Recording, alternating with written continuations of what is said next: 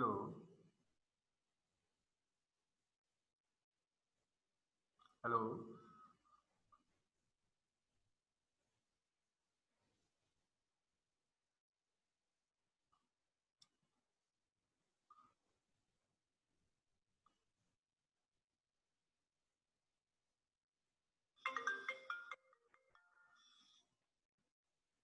Hello. Hello. Hello, Mati.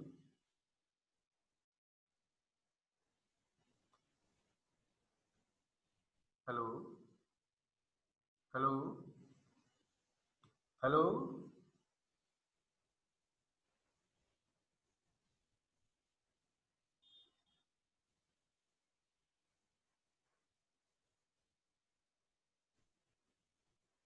हाँ, मैं ये कह रहा था कि अब मैंने अब वो उसमें hello.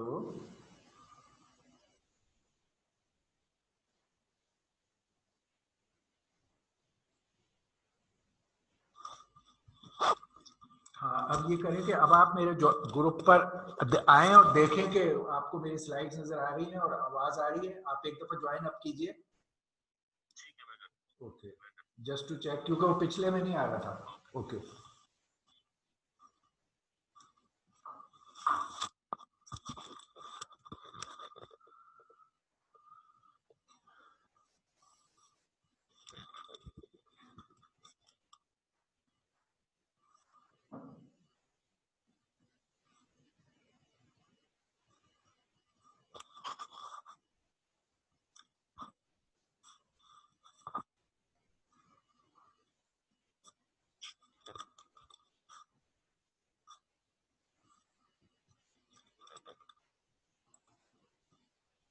Hello. Hello.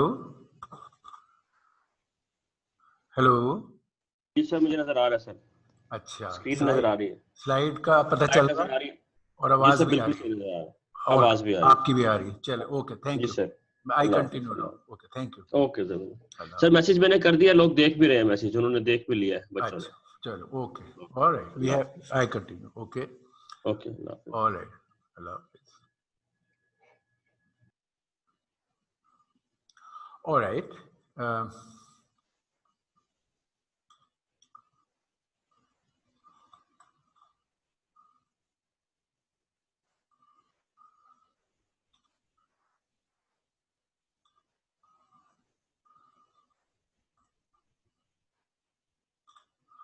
okay, this is our sixth lecture on parallel and distributed computing. Here is overview of our last lecture, and also I show here the individual project which were assigned to you, and we had checked this project for some of you in our last lab.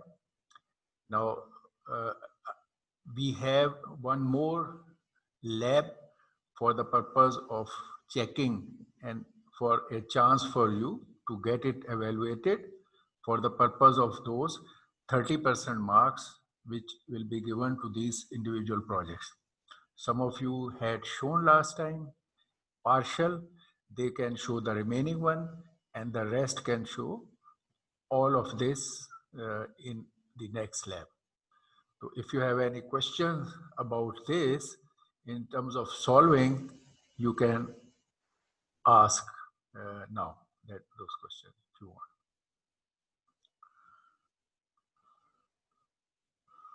Okay, no questions, we move on to the next.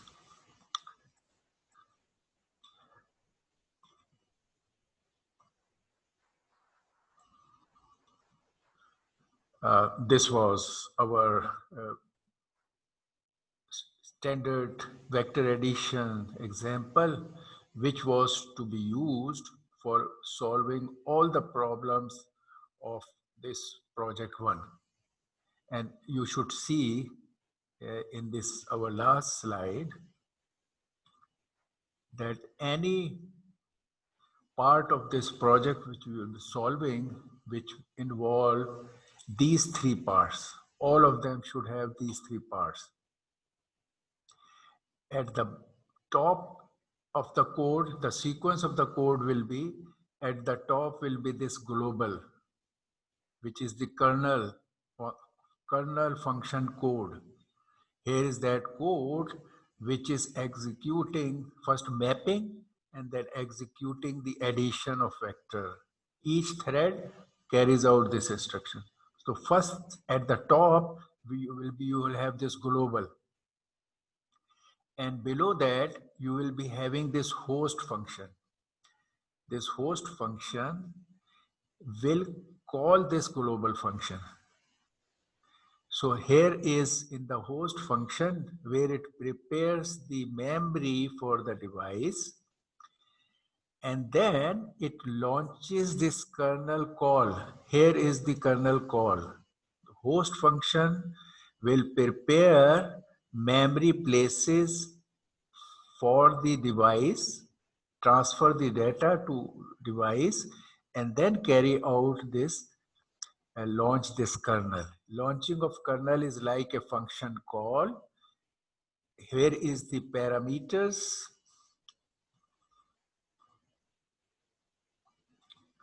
Okay, here are the parameters of that function call, but it has an added place for giving the configuration of threads which you want to use. Here in this program is showing each block has 256 threads, and for an array of n elements, you have n by 256 blocks. This is size of a block, and this shows how many blocks you have. Like in your problem, I had given this thing will be 8. I think I have given you a block size of 8. Whatever size of block we have, that will be written here.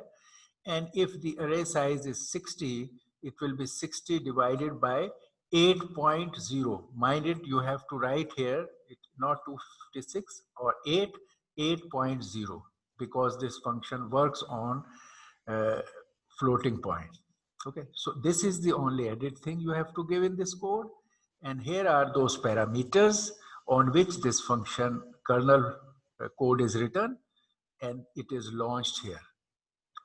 After this execution, you will get the result back from the device to the host. So at the top, you will have this global kernel function. Next to that, you will be host function, which has this, includes this call to the kernel. And below that, you will have main, like any main in C, where host arrays and variables will be declared, and on those arrays and variables, this host function will be called. This is a call to this host function. So main will have a call to host function. Then there will be this, above this is this host function, which will have a call to the kernel code, and above that will be global, this kernel code, which will be executed. So for all your problems in that project, major difference will be only in this part, how various things are manipulated, whether it is added, if it is subtraction, this will become minus. If it is element-wise multiplication, this will become, this part will become multiplying of these elements.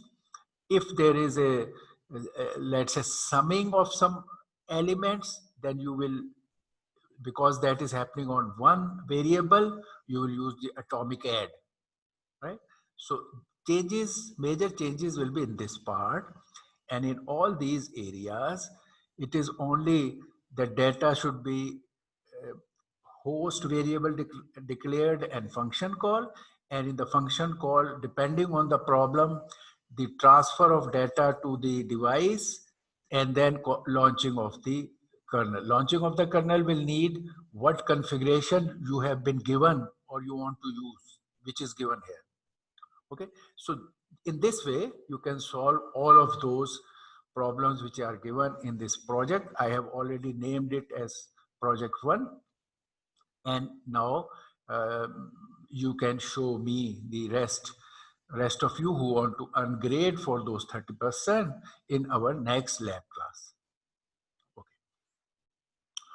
All right, here are all those, your project. In fact, I have formalized these things which we learned into the project, because in this part of the course we had learned all these. So we said we formalize that as a project and conduct it in the lab and evaluate and give you a credit for it. Okay, in my last class, I had extended my vector manipulation things in CUDA-C to image processing. In the case of vector, we carried out manipulations in one dimension. Vector is a one-dimension thing. In the image processing, image is a two-dimensional thing. So we will extend all what we learned in a vector for an image or a two-dimensional parallel processing using CUDA-C. So the concepts were all similar with few additional new things which we learned. Let's see that. Of course, those things. Here is the thing. Okay. First of all, we recall if there was a two-dimensional problem in traditional C code, how it will change versus a vector problem, right? So here is that in a C code, you will have, there is always a main program. In main program, we declare, here is a declaration for all the host variables or vectors or matrices or data types.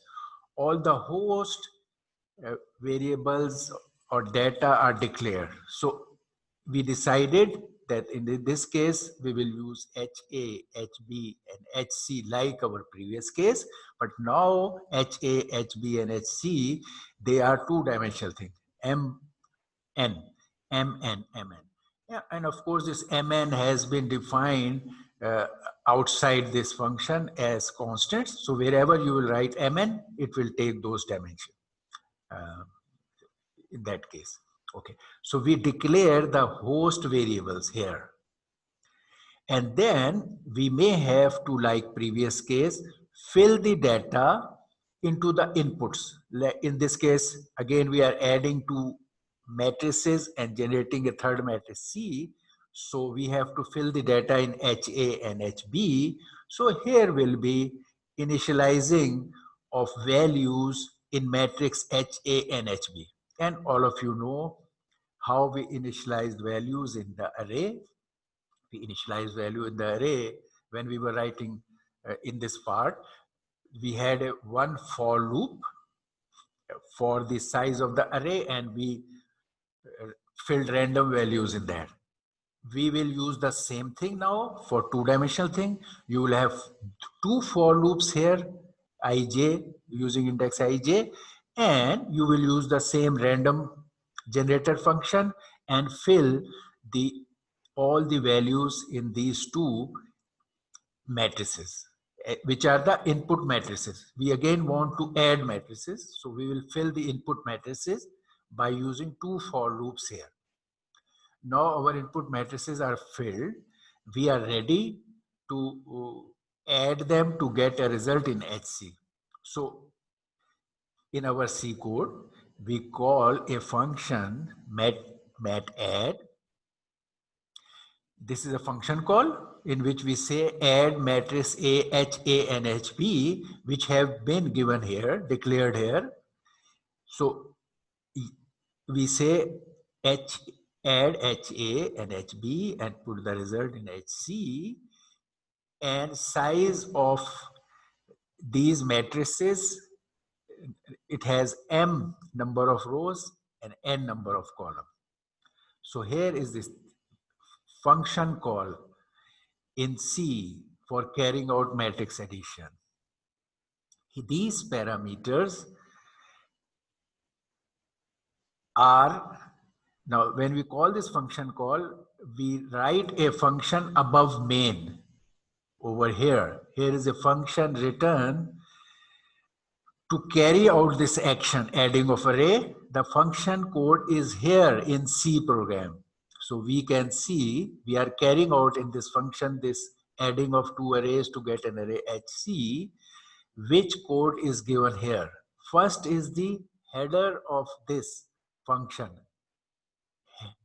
It is important that the order of parameters here and their data type must be same as in function call.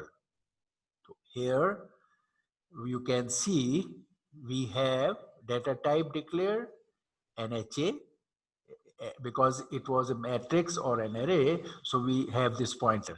It points to the beginning of that matrix and then you can use that matrix. Similarly, float data type HB, float data type HC pointed, then an integer. In this case, we are using for this function variable small m and small n for the purpose of the size. When we call function here, this value of m and n will be transferred here, and these values of HA, HB, and HC, which were declared and initialized here, will be transferred in these locations. So now we run this function, declare for indexes, and we'll have two for loops. In this case, unlike the first integer case where we had one for loop, here we will have two for loop, which will carry out the addition of these HA and HB, each element, and put it into HC corresponding element. So you can see how much similarity is there in adding of arrays or any other element-wise operation, adding, subtracting. This thing can be add, this can be subtract, this thing can be a multiply, which will happen element-wise multiply. Respective elements of the two matrices will be multiplied and placed in the same location in C. So this, for this code, this can change. Just this sign change will mean different activity you can take place. So this is what we learned for adding of matrices while using the C code. And then we learned that if this activity we want to do in parallel by using CUDA-C, the change happens like the previous case, that this code is executed in the kernel function. The host itself does not run this code. It transfers or gives this responsibility to the kernel. In CUDA-C, this part of assignment is given and executed in kernel. However, in this place, the host function makes the arrangements of memory in the kernel and launches the call to the kernel. So now this code will not be there if we are writing CUDA-C. Instead, we will have a code in which this host will make arrangements for memory spaces in the device and launch a kernel to carry out this action. While in the kernel part, this code in some way changed for parallel execution will be executed. Let's see how this change happens. The change mostly will be this, that in the serial code we had I and J for pointing to each element one by one and carrying out this action. When we run the same code in parallel in the kernel, this two for loop will be replaced by mapping of thread IDs in terms of these two indexes, I index and J index. So each element will have a thread mapped to it.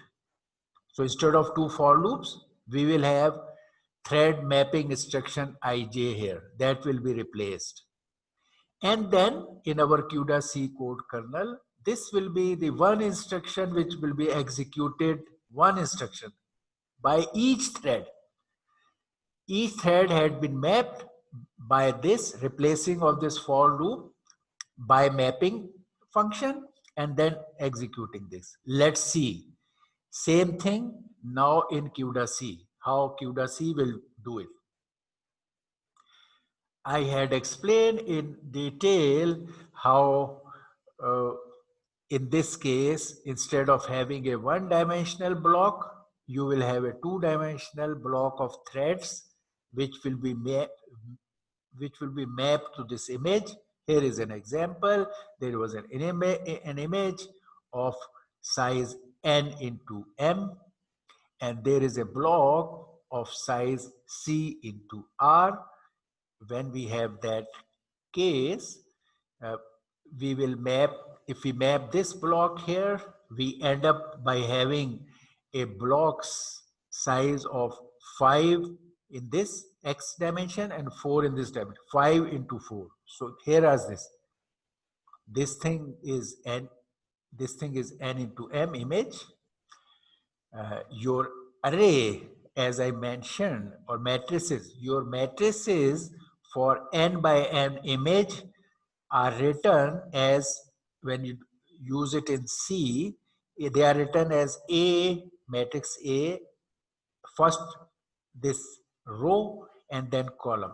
So if image was n in x dimension and m in y dimension, when you write it as an array declaration, you will first write this row, which is m, and then you write this column, which is n. So you can see the order of writing. While in C you talk of a two-dimensional thing as a matrix, you write first row and then column. And if you mention the same thing in as image, you mention first the horizontal side, which is n, and then the vertex side. So this was the difference. Same is true for thread block, that in the in this X part, we will carry out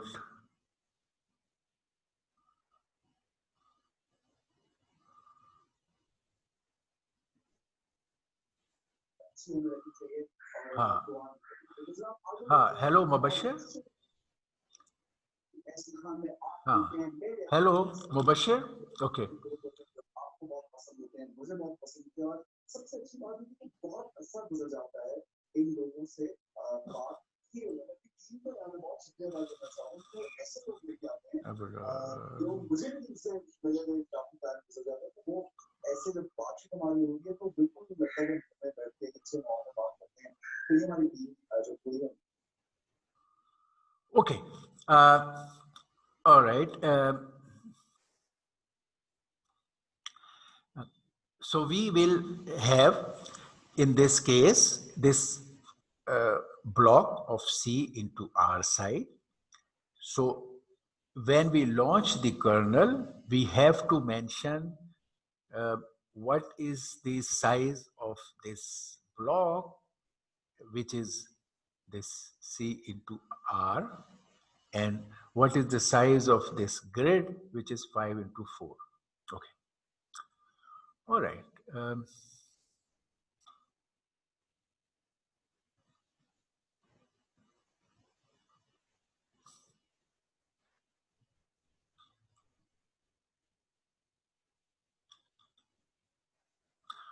Okay. All right. So in this case, now our host code for adding of matrices will slightly, there will be very little change if we are carrying out this code for adding of matrices instead of adding of vectors. So here is the source here is the code, host code. In this case, when you want to add two matrices and get the third matrix. This part stays same because it is given by a pointer. So it is whether it's a vector or a matrix, this part will be same. Okay.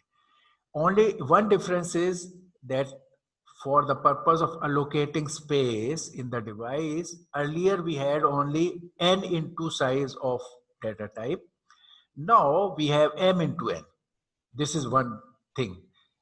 Calculating the number of bytes, you take the what is the size of one data element multiplied by the number of elements. So in this case, number of elements is m into n. So that will be the size in bytes. Again, like previous case, we declare for the device these three variables for the purpose of matrices and device, DA, DB, and DC. And by making it a pointer, we provide that you can have it as a matrix or a vector because it is pointing to the first element. After that, like the previous case of the vector, we will carry out memory allocation in DA. Here is like previous case that you say CUDA memory allocate for DA in device by this name and these number of bytes. And then we copy, like previous case, HA into DA. What it means is the data in matrix HA, which you had filled by random number generator in the main program, is now copied to the device. This is CUDA memory copy. Same thing we do for DB. We declare we allocate a space for DB and copy from HB to DB so many bytes in that direction. However, as in the previous case, we make a space, allocate a space in device for C here, which is CUDA memory allocate for C. But at this stage, we are not ready to copy anything in C because the result will be built at the device end by adding this DA and DB, and the device will put the results in DC, which will be copied back after we have executed the kernel. Okay, so here there is no copying in DC at this stage. So here is the invocation code which calls the kernel code, kernel invocation code. As you know, here there will be instruction which will give the configuration of your call and the parameters for your call with to execute in kernel. We will see that also in the next slide. After this kernel is launched and executed, now the result is ready in DC. So here is that instruction for getting the result back from the device to the host. So here's this instruction. We copy back the results which have been built in DC at the device to host HC.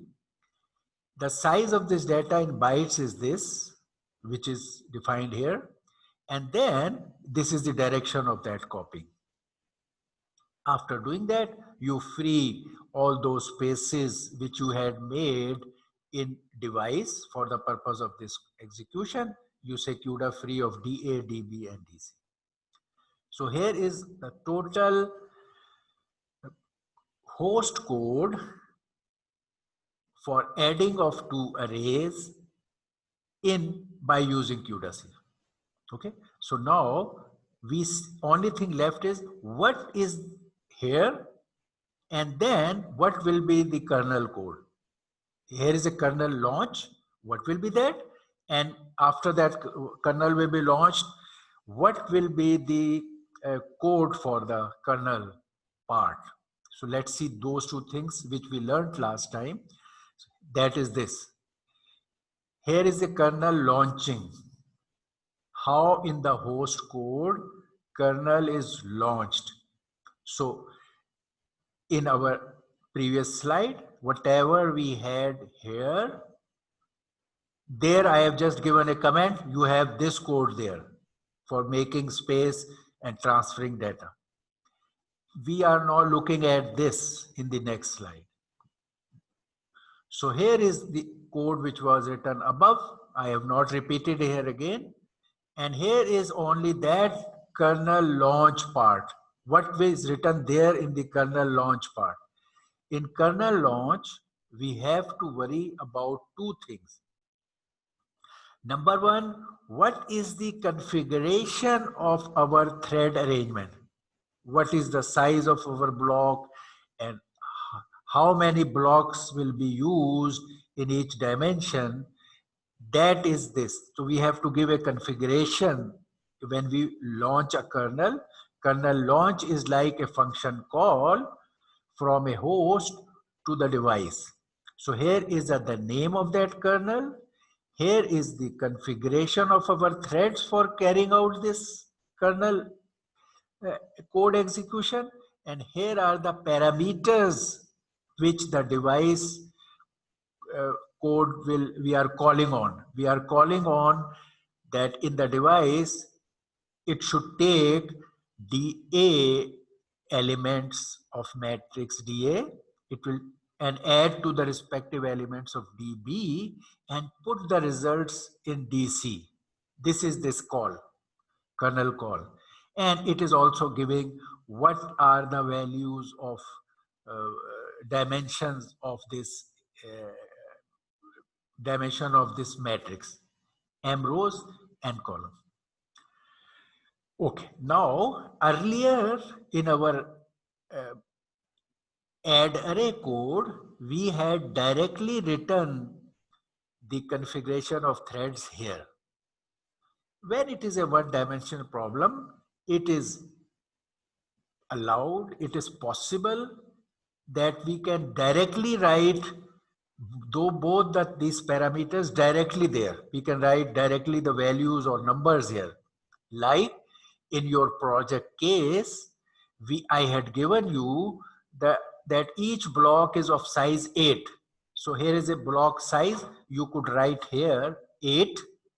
And then I had given you an array of size 60. So here you could write 60 by 8 ceiling value. So we directly wrote the configuration here when it was the case of an array. We could write that also in this way, which I am going to show you here. But there you could also have an option of directly writing here. But in case of when the dimensions increase, like in a two-dimensional problem, we should write in this way. Configuration instead of directly given here, we define the configuration first as two dim3 statements and then write these names over here. So in this problem, there was n by m image. When we say an image n by m, it means its horizontal dimension is n and vertical dimension is m. Similarly, when we say block size is C into R, we say its horizontal dimension is C and its vertical dimension is R. Okay. So now here we want to give the configuration of our threads for this image. This is a keyword, dim3 we have to use in this case. Okay. So first, if I say you want to use a block of dimension C by R, then it is allowed that the block is not necessarily always a square thing. It can be a rectangular thing. So I have taken a general case of a rectangular block, but if it is a square block, it will be, let's say, C into C or R into R or A into A, whatever. Both these components will be same. But to emphasize, if it's a rectangular block and they are not same, so how do we mention it is a rectangular image and rectangular block? We could have a rectangular image and a square block.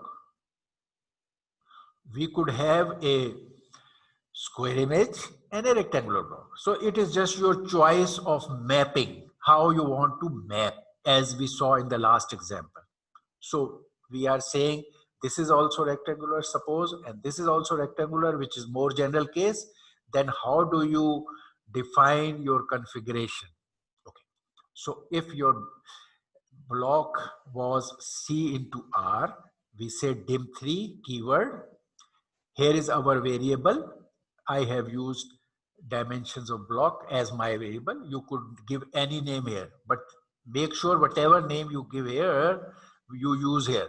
That is a necessary. But giving this name is your choice. I have given a more readable name. It's dimension of a block, so I say dim block. And the dimension of block, here I write the dimension of block in horizontal or x-axis, and here I write dimension of block in y-axis, vertical.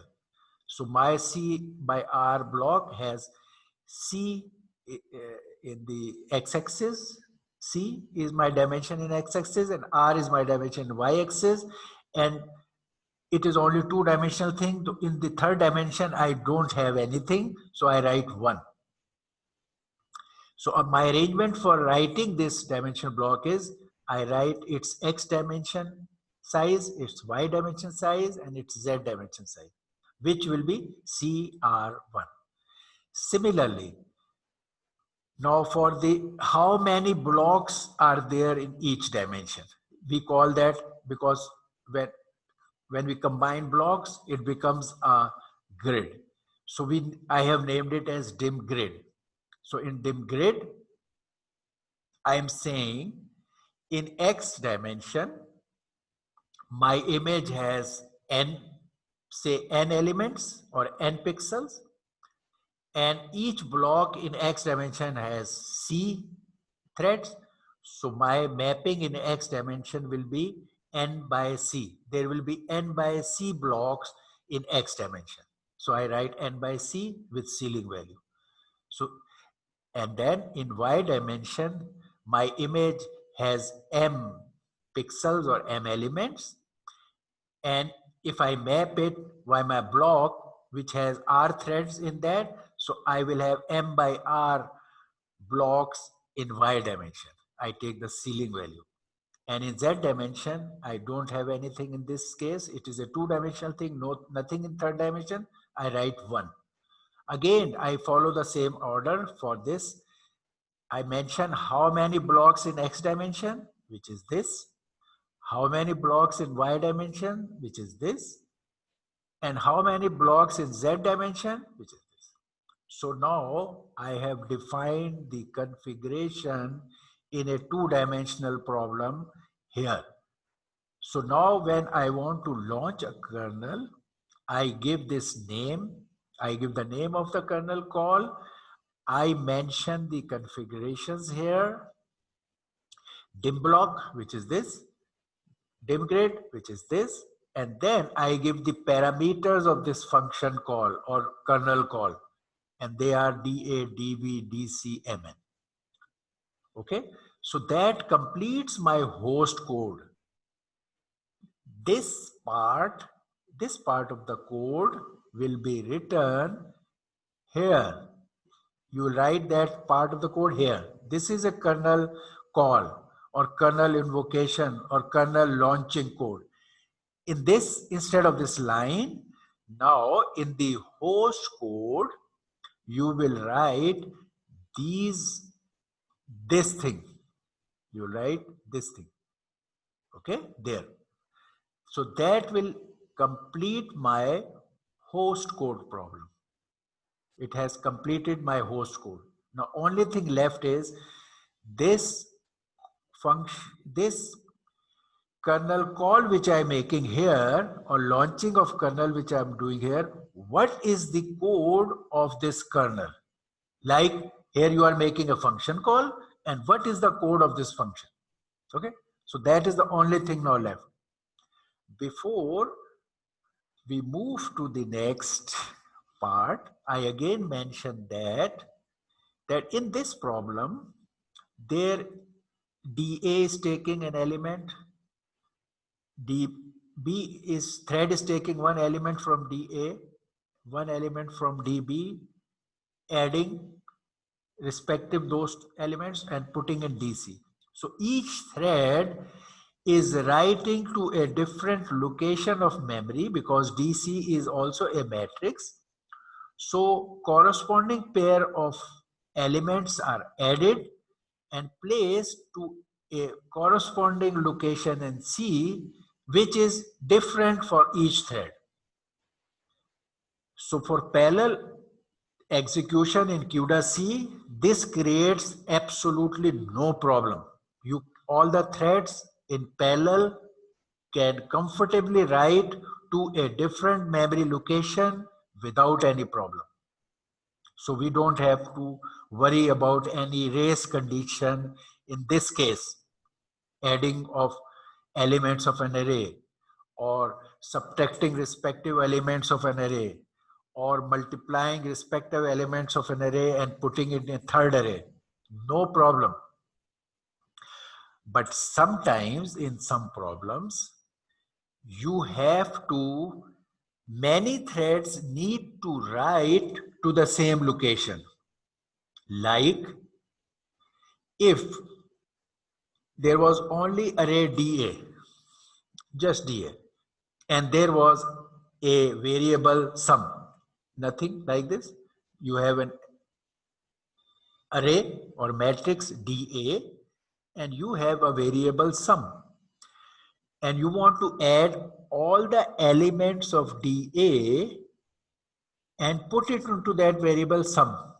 What will you do? You will map all the elements of DA by threads in parallel. So all the threads will be mapped in parallel to each element, right? Like I can say that maybe here is a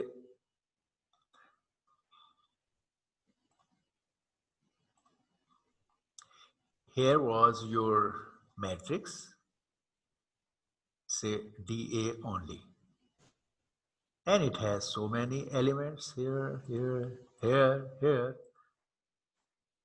Okay, so what will you do? You will map first, initially at the top, you will map the threads. So there will be a thread coming to each element for carrying out some action when you map the threads. Okay, here is the mapping. So many threads which have been mapped to this array DA. This is only DA.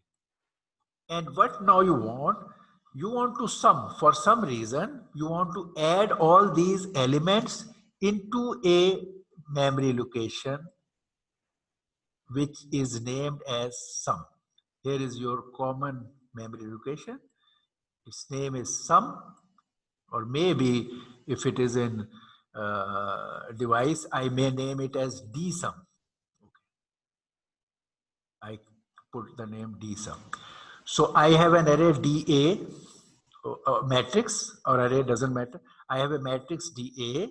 I want to add all its elements in parallel using CUDA-C into a variable, single variable dsum. Now, you have to modify a memory location, a common memory location by all threads. What it's doing is, initially this will be 0 and every thread will pick the element value and add here. So it has to read that variable, add its value and store it back. So it is modifying this location. For adding these elements in parallel by all the threads will modify this common location. When that action is to be done, there is a serious problem, race condition. And to avoid the race condition, we carry out the mutual exclusion. We put some kind of lock around this variable, because now many threads want to enter here simultaneously or at the same time. So you have to put a lock outside this lock, and then you say unlock. What it does is, if more than one thread at one time reaches and wants to carry out some action here, let's say add its value here, this lock ensures at one time only one thread is allowed to do that job, and once it completes that job, only then another thread is allowed. So that will avoid the race condition. So for avoiding this race condition and carrying out this lock unlock action, in CUDA C, you have this statements like atomic statements, atomic add, this. So what you will do if you want to sum all these elements is you mention maybe here, you point to that shared variable, you say address of dsum, in which you want to add that. So you write that variable here. And then what do you want to add? What a thread wants to add? In this case, a thread wants to add its value. So if it is it's a DA, so it wants that it should add its element, DA element IJ.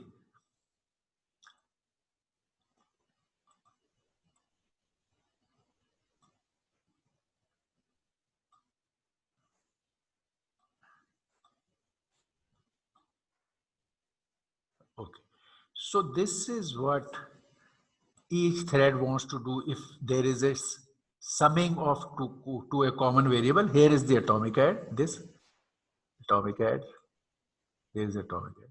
You write atomic add here, and then in this part you write this thing.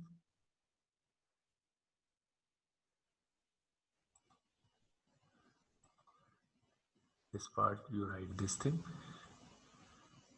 Okay.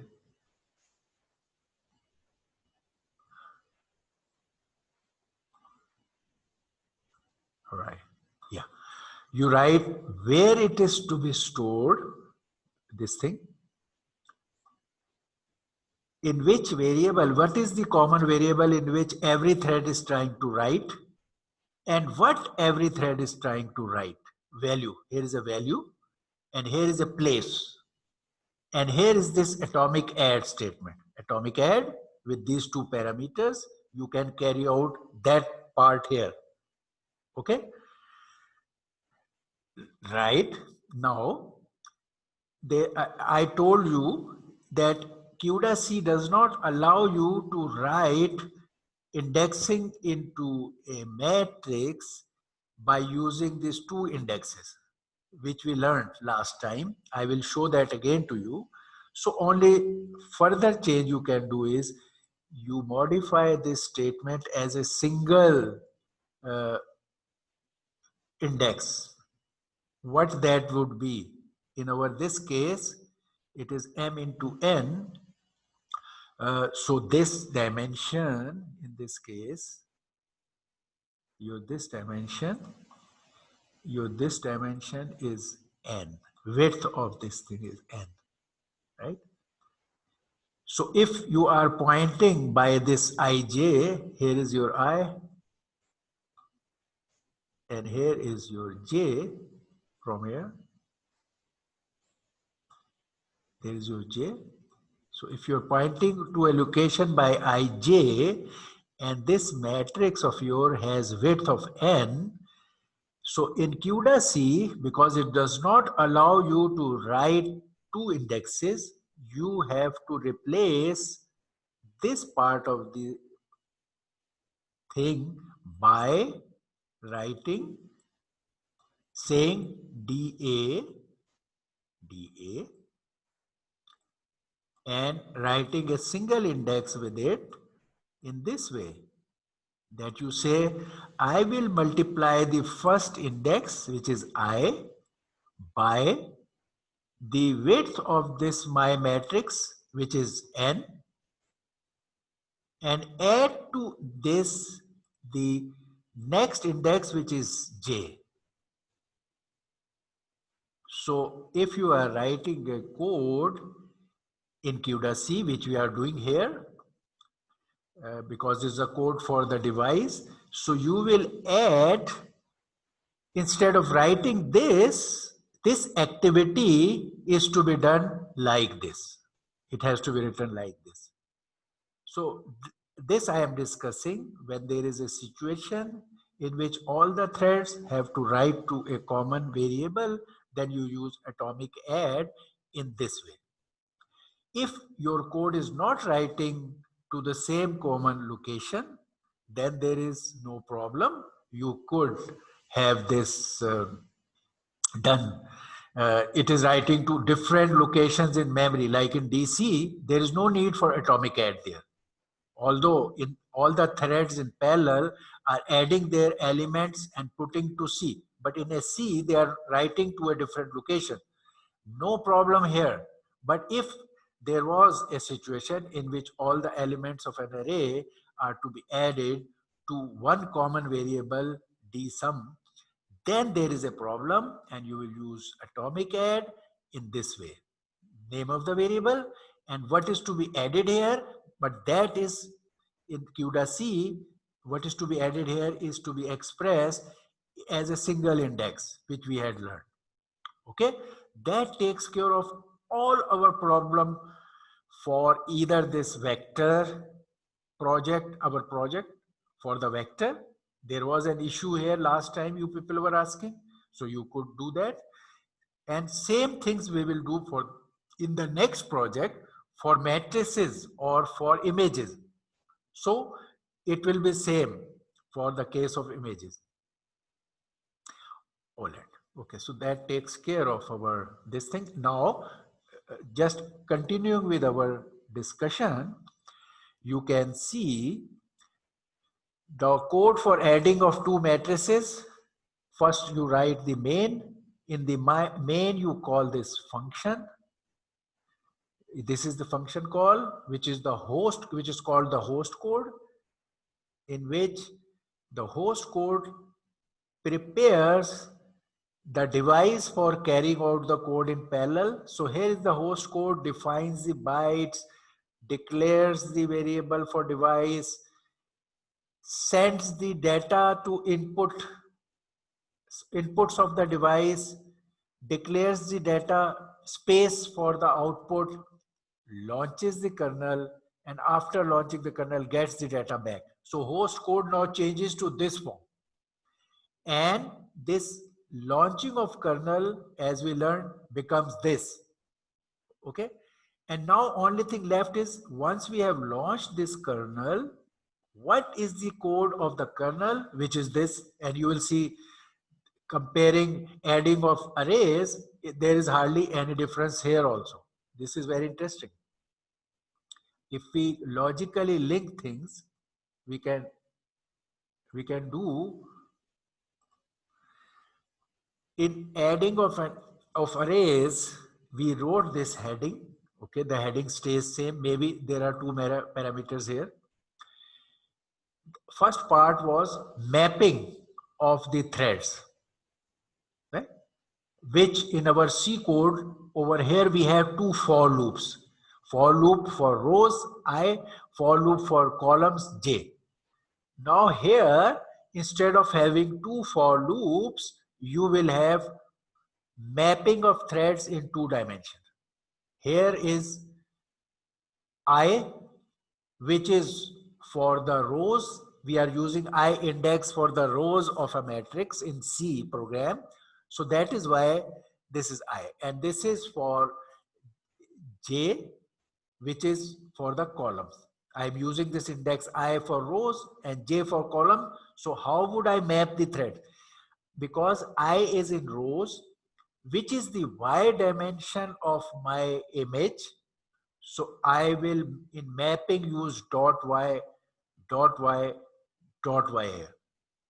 And in my second index, which is J, which is used for pointing to the columns, because my columns are in X dimension, so I use dot X, and dot X here. So please note that in I we have dot Y and in J we have dot X. Now we are comfortably aligned as in C program. We point by I to the rows and by J to the columns. I have intentionally tried to keep our old practice of pointing rows and columns by making this. So now there is no problem. You say, you want to say, now add DAIJ to DBIJ respective element to DC, which was in our C code. In C code, we had this and we had two for loops for carrying out this addition. Now, instead of two for loops, we had this mapping in 2 dimension, and then we have put this statement. You might note that here is that limit if the blocks have some extra threads in each dimension. This statement condition helps, because if you say when I is less than m, because your number of rows were m, so when you want to carry out this action, you say only those threads which are within the rows domain, they do this job. Other threads should not do this job. So you say if I is less than m and j is less than n, it is in your other dimension, columns dimension, which is n. So this condition will help that only those threads which are within the mapped image will carry out this action and no unnecessary. So this is that condition. So this is what we need here in global kernel function code part. This is what we need. So one more thing to note. I discussed last time that CUDA-C does not allow this. CUDA-C does not allow writing of a matrix by 2 indexes. So we want to do this job. I had written this here so that you know what is to be done. Because you know C, so we have written the C statement here that we want to do this. We still want to do this. But only thing is CUDA-C does not support 2 indexes. So we will convert this thing as a single index and then write it.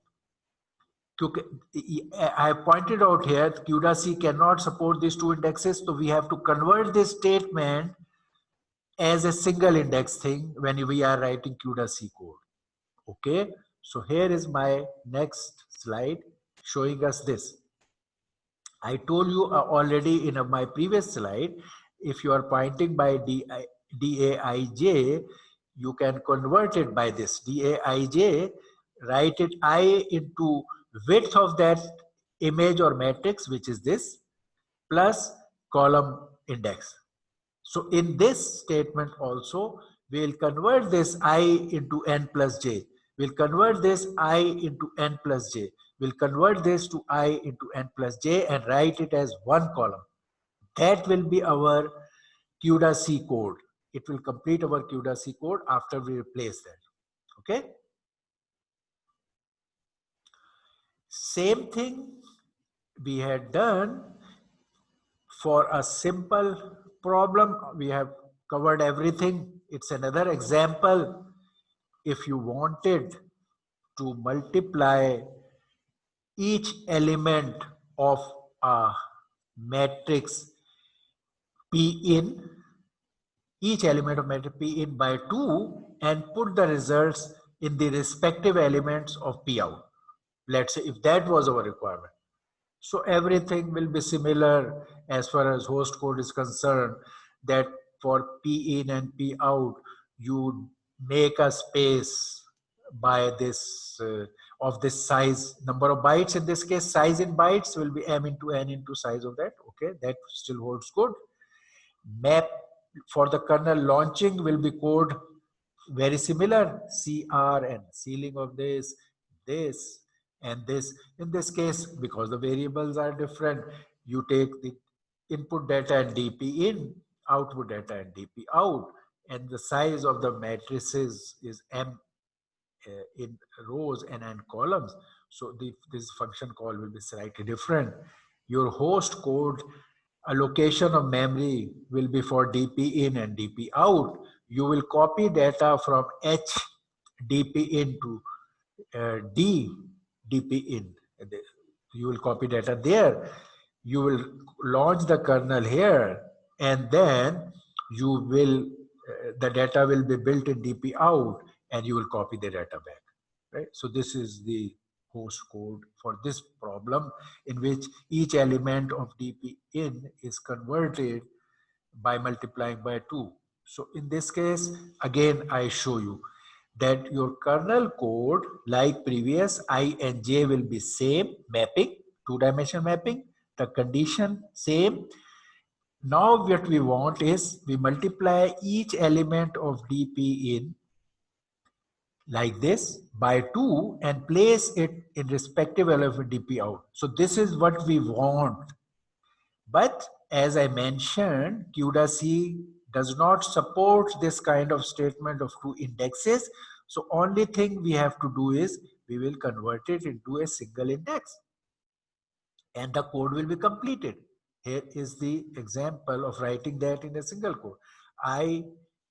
Instead of writing I and J, we write I multiplied by N, where N is the width of that matrix or image, and then add the second column. So now instead of 2 indexes, IJ, it has become 1 index here, 1 index here. So that completes the code for the second problem. Only this is the change which is required.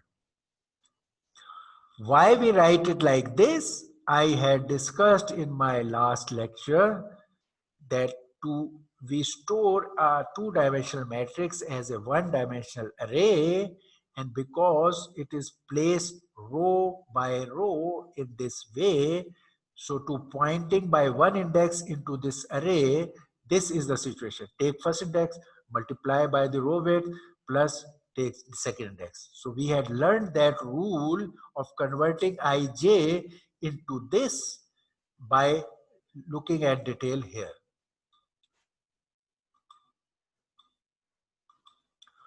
All right, so only thing now left is for our second project, we will have these things.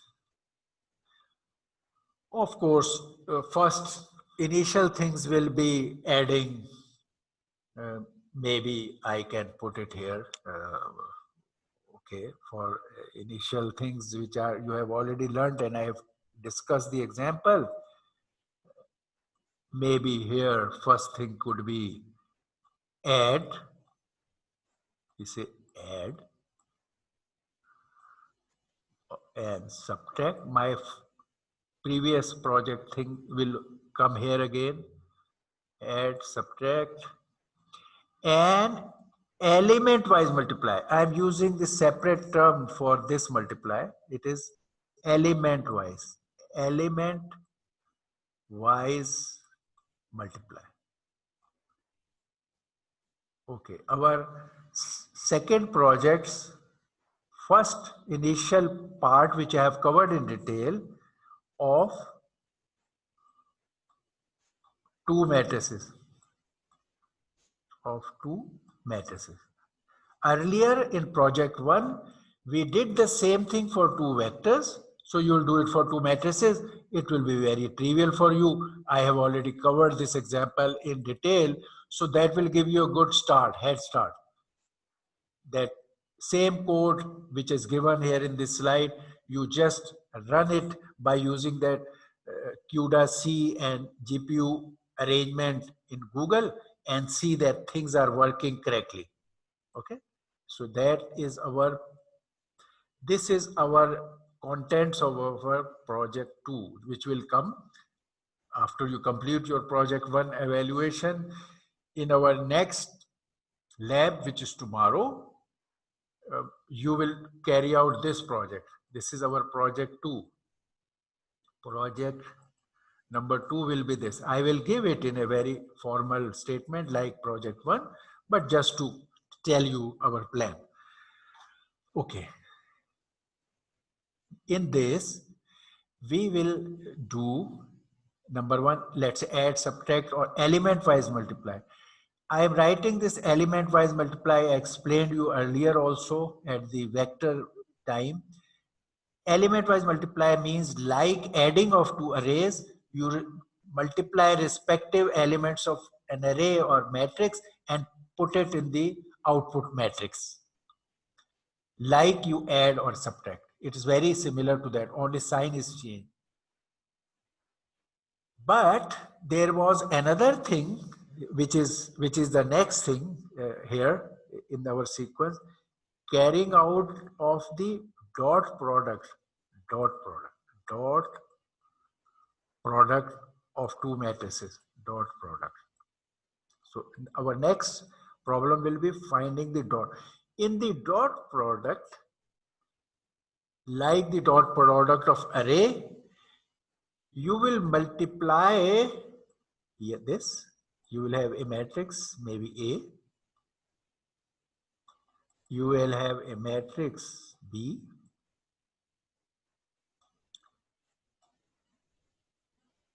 And you will have a matrix C. And you will have a one variable in which you have the result of, say, dot product. I may name it as DP, dot product, or D. Okay, maybe I think dot product.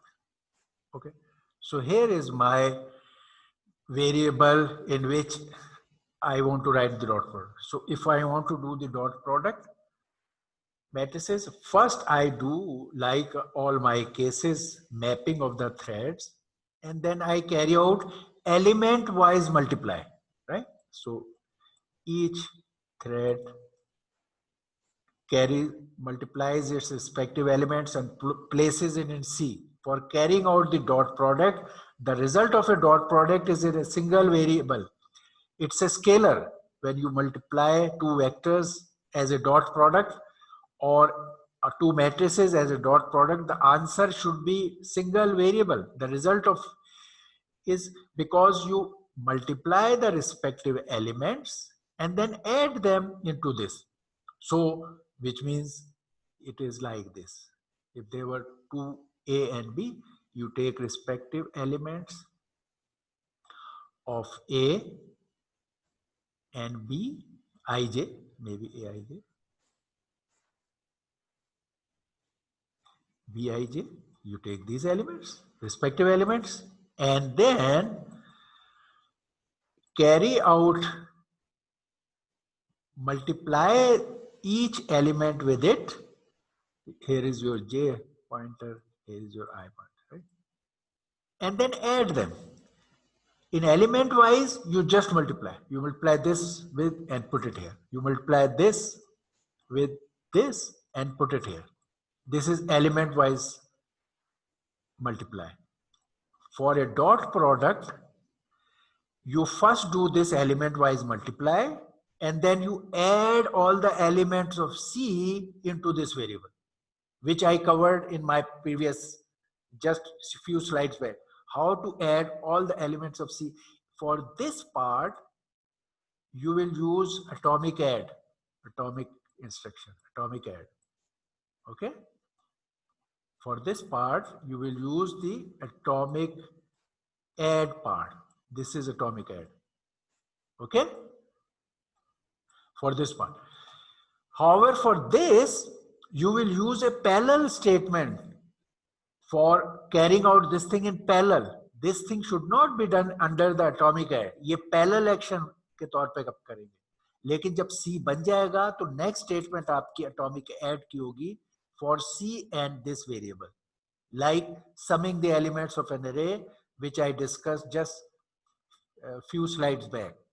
Okay, so you will have this thing. Now, other problems in project 2, these are our what we did in the previous. Okay, in image you want to carry out the brightness control. Yeah, what is brightness? How brightness thing is covered? We will use the terminology of a pixel, gray levels, pixel intensity, and image resolution in this context, right? Whenever you have an image, here is an image. An image consists of lot of pixels.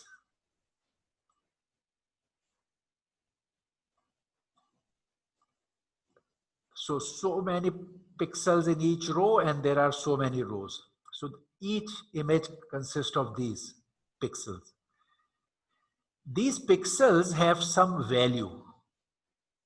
In case of black and white, in case of gray level image, it has a byte, 8-bit data, a byte data, which ranges, the data of this ranges from 0 to 255. Its value will range from 0 to 255 because it's a single byte data. Each pixel in a gray scale image has 8-bit data which corresponds to integer values from 0 to 255. However, in case of colored image, each pixel has 3 bytes. Each is of 8-bit, one for the red, one for the green, or one for the blue, RGB. So you have a 24 bits data for each pixel in colored image. We will, for this project, use a black and white image or grayscale image in which each pixel is 8-bit data and its values range from 0 to 255. 0 will mean complete black, 255 mean complete white, and in between are the gray levels. That is why it is called gray level image or grayscale image. So all the values in between are gray levels in this. And these values between 0 to 255 say what is the intensity value of that image, right? If there is a pixel here which has a value somewhere in between, maybe 180, 128, so it has gray level between complete black and complete white, a middle gray level. Intensity level is 128. So intensity level is the value of this pixel. That is called intensity. If resolution is that how many bits are being used for expressing that intensity. In our example, we are using 8 bits to express this intensity. If there was a problem of space, we will use less bits to express the intensity, maybe 4 bits, 6 bits, 2 bits, 1 bit. Completely black and white image with no gray level will require 1 bit for each pixel. Okay, we'll talk of frame rate when we get to video. How many, it says how many frames of such images are run in 1 second. That is frame rate. So this is about terminology of our thing. So now for brightness level, what we do, we have learned these things earlier for the vector. We have to just define what is brightness. Because brightness is the intensity value here. So if you want to increase the brightness, like our previous case, you will add a constant value or subtract a constant value in each pixel. If in each pixel you add a value or subtract a value, let's say B, then you have increased or decreased the intensity or brightness of that image. So that is the brightness control. Add a constant value or subtract a constant value from each pixel. So now we have done this for the case of an array. We can easily we are doing the same thing, adding a constant number or subtracting a constant number from each element. We are doing the same thing. But in this case, it is called brightness control. If you add a value in each pixel and subtract a value, you are controlling the brightness of image. So that. If you want to measure the brightness measurement will mean you find the average of values of these pixels. If you want to find the average of these values, what should you do? You should sum all these values and divide it by the number of pixels. So in this case, it is like adding all the elements of a matrix. I had already covered that for that case, you will need a common variable, which may be a dsum. You will add all of them in dsum. And then in parallel, by using atomic add, you will sum those here. And when you will send back dsum to the host, and there you can divide it by the number of pixels, because that is just one statement you can do in the sequential part. So if you want to measure the brightness of this, you can easily carry out that by adding the values of pixel and divided by the number of pixel. What is the number of pixel in this case? M into n. If it is m rows and n columns, you divide it by m into n. So that is all about the brightness measurement and brightness control in an image. Same thing you have for the contrast. Contrast is slightly different, only that if in this whole thing you find out what is the maximum intensity value and minimum intensity value. Let's say, here is an image. This is the brightest pixel. This is the brightest pixel. It means that is the max value of gray level. Max value of gray level in this whole image.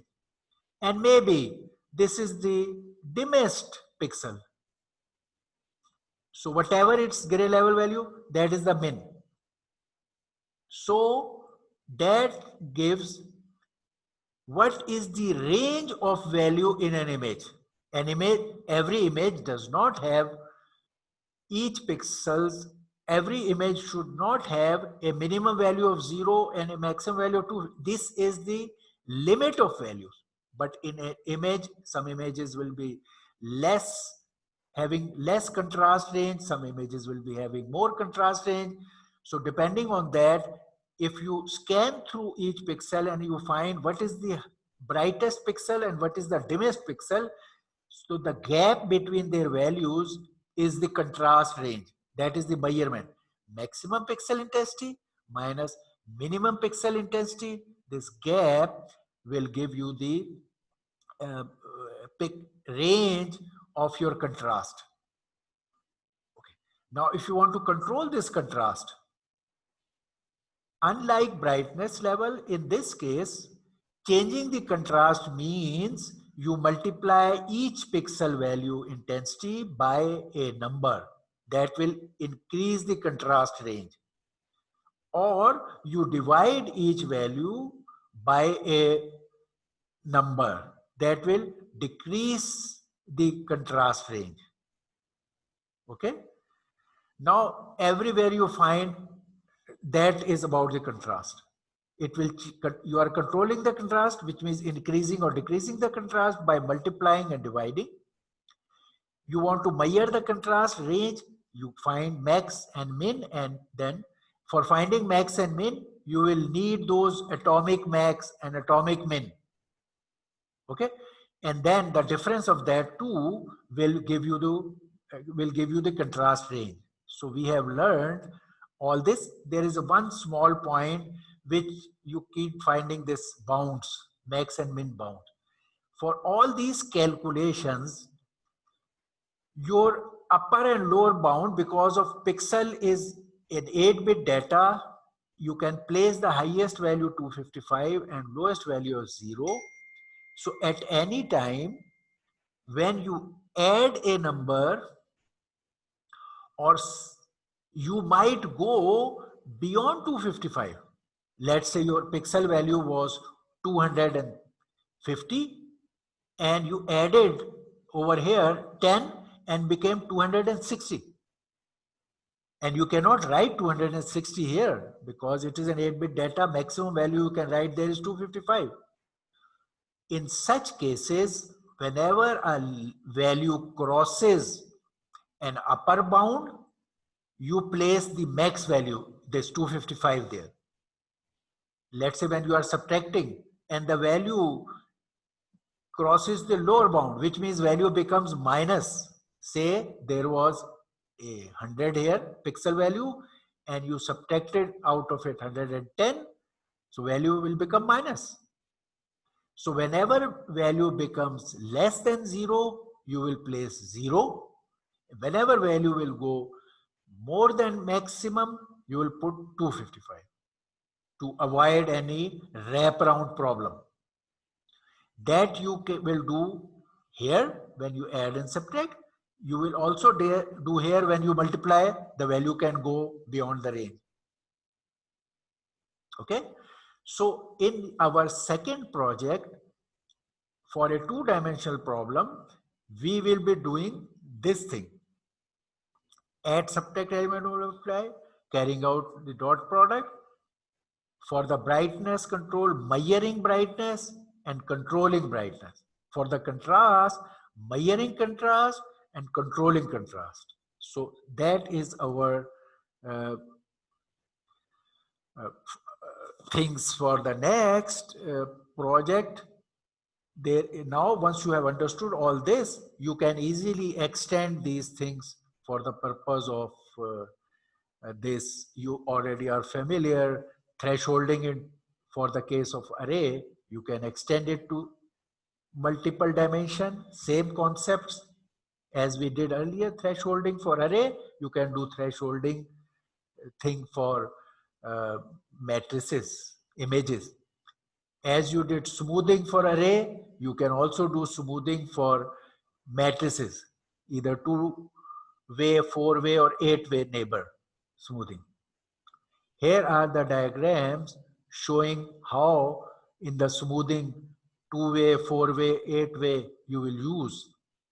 Here is the diagram, if you recall, we did for the array case, that how you can have a 2-way or 4-level thresholding and histogramming. If this is the range of your pixel, as was the case, then for 4-way thresholding, you will break it into 4 ranges, and for a pixel lying in any range will be assigned these values, either 0, 0, 0, 1, 1, 0, 1, 1. These 4, that is thresholding. In case of histogramming, if it lies in this range, you will add in this counter. This is a bin. If it lies in this range, you add in this counter, which is bin. This part has to be done in the atomic way. These will be the replacement in parallel without any atomic problem. So that takes care of all those problems which you did by the array. Now by the image, you should be able to do for the project 2. There is another thing only which is left, and we are not covered in this, that if you want to filter or do the convolution of an image in a 1 dimension or 2 dimension, how would we do that in parallel? Our next lecture will cover that in that class. Okay. Thank you very much. Best of luck. All right.